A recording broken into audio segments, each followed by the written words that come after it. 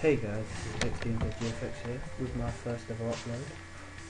Sorry it took a while for my upload to come out. The reason why this happened was because I couldn't find a decent recording software, and now I've got one, so I'm sorry for about that. Anyway, enough of that, let's just get on with the tutorial.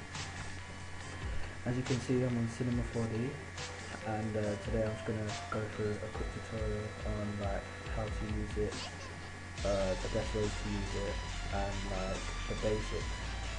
I may go through an episode on how to use it, get more advanced as we go along, but I'm not too sure, so this is the first upload, I'll see how that goes. So if you rate, comment and subscribe, and like this video or whatever, then that will edge me on to make more tutorials for you guys. So anyway, what we're going to do first, we're going to look at our render settings. I'm going to do this because I know I'll end up forgetting about it. What we're going to do first is where it says general, we're just going to click up there and then just check the render engine where it says full render. I'm just going to go into output. The output is probably one of the most important parts of this. You see with this little arrow is, so you're going to click on that. Then we'll go to film video. And then go to film video. And you see where it says HDV and slash HDTV to 720. You want to click on that. The pixels of the width you want 1280 and the height you want 720. Right, next you just want to go to the save. Obviously we're not going to save the file yet because it's just a blank file, but we are going to click alpha channel. Alpha channel is very important. I'm not too sure what it does, but every tutorial that I've watched I've always clicked alpha channel, so yeah, let's get rid of that. Right, let's just zoom this up then.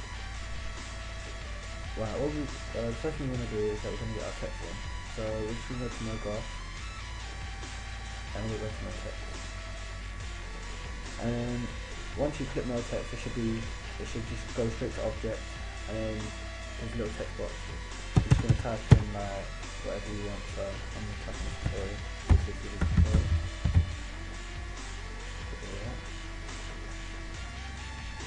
Yeah, so sorry about that.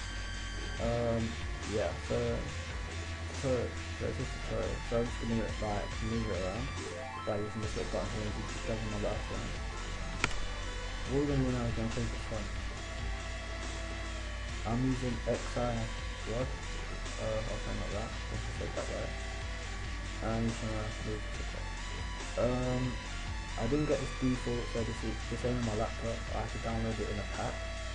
I wouldn't recommend the default font because they're pretty bad. What I do suggest is that go on YouTube and type in a font pack, because that helps quite a lot, and you get graffiti fonts and everything. So yeah, I suggest that. Anyway, what we're going to do is we're going to go into cap, and where it says start, you're just going to click the little drop down menu where it says cap, and you're just going to select for the cap. I'm going to do the same where it says end, and say for the cap. We're going to bring up the radius to about 9 on both. You can constrain it, but that's what it looks like constrained. It looks pretty bad, so I ain't going to constrain mine. Alright, what you're going to do now is you're going to press Control C, Control V. Control C and Control V. Now just copies and paste the same text so it saves you doing it again. And this is just going to make your text look 3D. So what we're going to do is you see that you click on the top one where it says no text.1, and you get these two little arrows. It's to move, one's to move it up and one's to move it back. You're going to move it back, not too much. You just want to move it by a little bit, so because if it's too much, then it just looks it doesn't look the best. As you can see, it gives it a nice little fatter look, and it makes it look more believable that it's a 3D text. Right, now what we're going to do is there's this massive empty space. So what you want to do is you want to just double click in there, and then you get this little thing with a sphere in it. This is to select your colours, like what colours you want to use, and like you can design the colour. But I mean, like putting in reflections, you can fog it. But I'm just gonna give it a solid colour. So to do this, you just double click in that little rectangle which I just double clicked in, and you want to select your colour. If you don't want to use red, you want to use green, you just get this little slide bar, and you just slide it like up, down, left, right, whatever. Or obviously not left, yeah, left and right, not up and down. And then press OK. Okay. Next, you want to go into reflection. Make sure you tick the boxes, because a lot of people, like when I showed my friend this, he was like, "Oh, why can't I get a reflection on that?" I'm like, "Because you're not ticking the little box." And then he was like, "Oh yeah." So yeah, you just want to bring this down to about 25, not too much. Next, you want to go into the specular and you want to change this to metal. Now you can see the reflection in it a lot more. So you just want to bring this up, because it does go darker, so you just want to bring the width up. You just play around with the width and the height and stuff, and it'll just give you like that nice little colour. Now what you want to do is just want to close this, because it's finished, and I'll drag it up to where it just says mode text, because that's your front text, and that will change the front colour. Okay. Right, next you want to double click in there again, and you want to do the same thing. You just want to double click on the new one which you just got in there, and you want to go back to colour. We're going to do this one a bit differently at the end, so like don't just like zoom ahead thinking that we're going to do exactly the same stuff, because we're not. Again, you just want to click on this little same triangle, and you want to again select the same colour, like not same colour, like a different colour, but you just do the same thing. Slide this bar if you're not happy with the colour, like I might use a blue actually. You're just going to go into reflection, make sure you tick the box, and you want to bring it down to about 25. And you also want to go into, this time we're not going to go into specular, we're going to leave specular as it is. This time we're going to go into the glow. You just tick that box again, and you just want to bring down the inner strength to about 23. You want to bring the outer strength down to about 225. It's a bit too much still. Mine's alright, so yeah, you just want to half it. Now this time we're just going to drag this up to text 1. As you can see, it's like nice and blue. What you're going to do is I'm going to render it, see what it looks like. As you can see, you can just see the glow in it, and you just click off that. Right, now what I want to do is I'm going to add some light in there. So what we're going to do, don't stress like that it's gone really dark, you just need to fix the light, so just want to get the light. The light is this little thing here, by the way.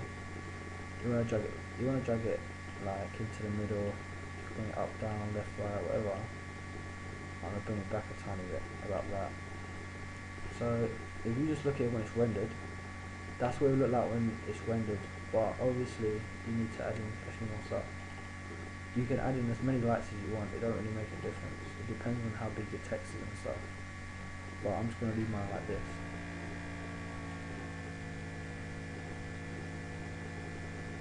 You just correct it about, yeah.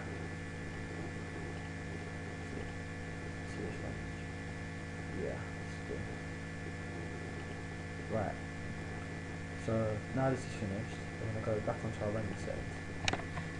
This time we're going to go and save the save part of it. We're just going to find somewhere to save it. I'm just going to, when you go into format though, you're going to save it as a PNG file. This is so we can open it up in Photoshop and stuff. Right, now what we're going to do is we're going to find somewhere to save it. I'm just going to save it here, I'm just going to call it tutorial. I'm going to call it tutorial, not PNG. Yes, replace it. Right, now what we're going to do is we're going to go into effect. We're going to click ambient occlusion. We're also going to click global illumination. So now just click off that. And now we're going to actually do the proper render. Yes, I want to overwrite it. This does take time, so like don't get scared that it's taking forever. So I'm just going to pause the video and I'll be back when it's done. Okay guys, so the render is done. what we're gonna do now, just gonna go close that. We're just gonna search for wherever you saved it, so just go for your pictures, tutorial 1. See, here it is here. So like, yeah, this is it. Okay guys, thanks for watching. Remember, rate, comment, subscribe. This just helps me more, like, to bring you out a couple more tutorials. Tell me if you do want episodes. I'll try and bring them out as much as I can, like once a week maybe. So yeah, thanks guys, see you later.